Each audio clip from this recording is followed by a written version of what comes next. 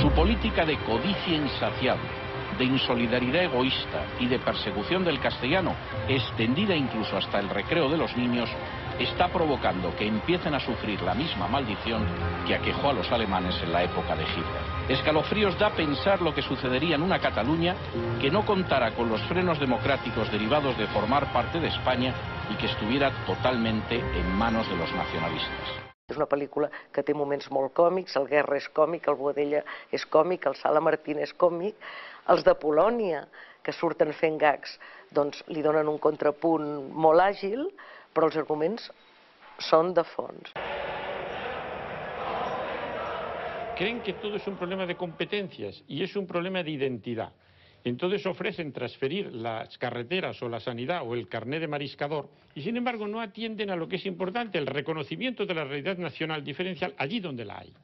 Algunos dicen, no, es que usted tiene que reconocer la realidad plurinacional de España. Y yo, oiga, que yo cojo el preámbulo de la Constitución y eso empieza diciendo la nación española.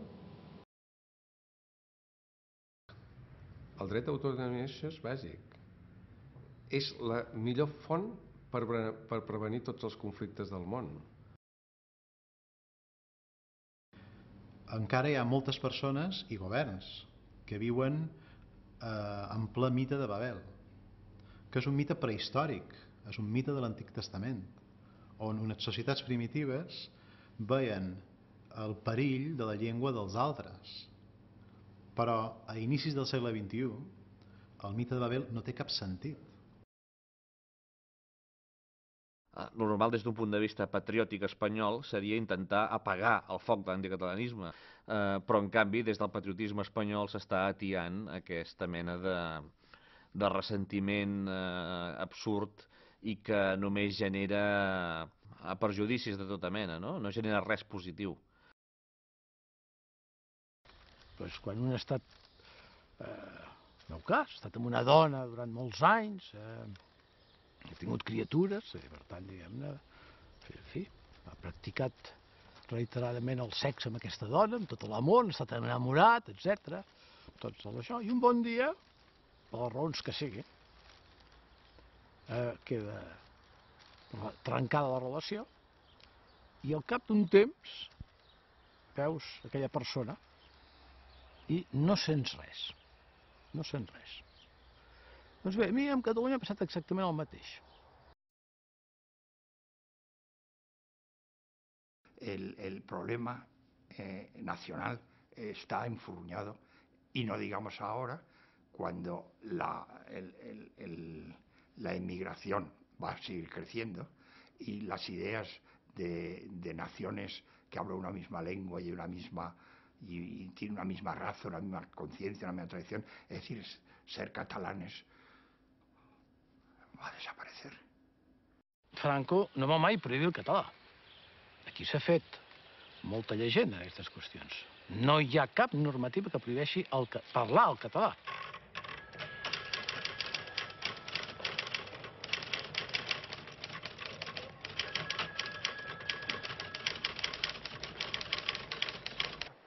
Aquesta no és una pel·lícula per gent convençuda, malgrat que dona molts arguments als radicals, a la gent o a la gent que és molt independentista. La conclusió és claríssima, només cal mirar-la, i no la dic perquè l'aneu a veure, o sigui, està molt clar la conclusió de la pel·lícula, és d'una radicalitat absoluta. Ara bé, és una pel·lícula feta per ampliar el cercle. El Parlament de Catalunya esclatava en aquesta sonora ovació que poques persones recordaven. La màxima expressió de la sobirania popular celebrava que 120 dels seus 135 diputats acabaven de donar llum verda al nou Estatut de Catalunya. En el año 78, en la Constitución se crea por el título octavo las comunidades autónomas, que han dado un resultado bastante positivo. Pero en la etapa segunda del Partido Popular, el señor presidente se pone a criminalizar a todo y se opone de una manera brutal contra todo el que diga algo desde una comunidad autónoma. Los otros se calientan y empiezan a hacer unos estatutos infumables. El llamado Plan Ibarretxe y el Estatuto Catalán que hicieron el 30 de septiembre. Todo el mundo sabía que era infumable. Pero claro, lo que no se puede es pasar por encima de la Constitución porque a un grupo le gusta más, a otro grupo le gusta menos. El de Ibarretxe lo cepillamos antes de entrar en la comisión. Sí, es la verdad. ¿Para qué vamos a andar con eufemismo, coño? Y el otro lo cepillamos como un carpintero durante la Constitución, durante la comisión. És veritat que és una pel·lícula que apel·la, o sigui, dispara al cervell, no dispara al cor, eh?